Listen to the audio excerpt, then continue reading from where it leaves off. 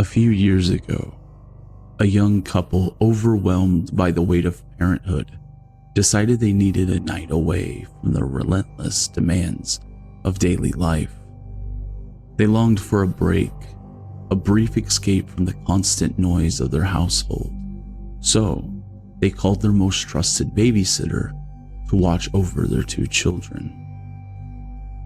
By the time she arrived, the children were already tucked in bed, breathing softly in the silence of their room. The house was calm, almost too calm. She settled in, keeping a watchful eye over them, but the stillness soon began to gnaw at her. The hours dragged on, and her boredom crept in. The television downstairs was out of the question. The parents had purposefully kept it free of cable to protect their children from the mindless clutter of shows.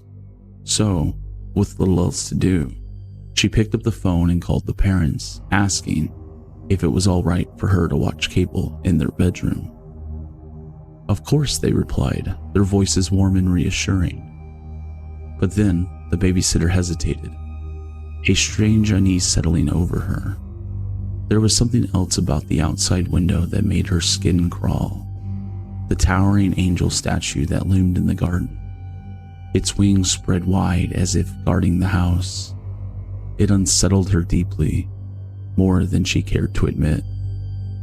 "Could I," she asked, her voice trembling ever so slightly, "could I cover the statue with a cloth, or at least close the blinds? It just makes me nervous." A long, unsettling silence stretched between them. The father's voice returned, cold and devoid of emotion. "Take the children and leave the house. We will call the police." Confused, the babysitter stammered, "What? Why?" "Just get out. We don't have an angel statue," he said, the words laced with an undeniable urgency. The line went dead. Within minutes, the police arrived at the house. The scene was horrific. The parents had been right. There was no statue, but all three of the house's occupants were dead. The statue was never found.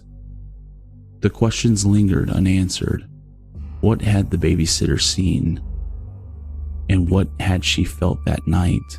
The kind of fear that had driven her to call the parents and ask about the statue. The house was left empty, its walls haunted by the memory of something unseen, something that should never have been there in the first place.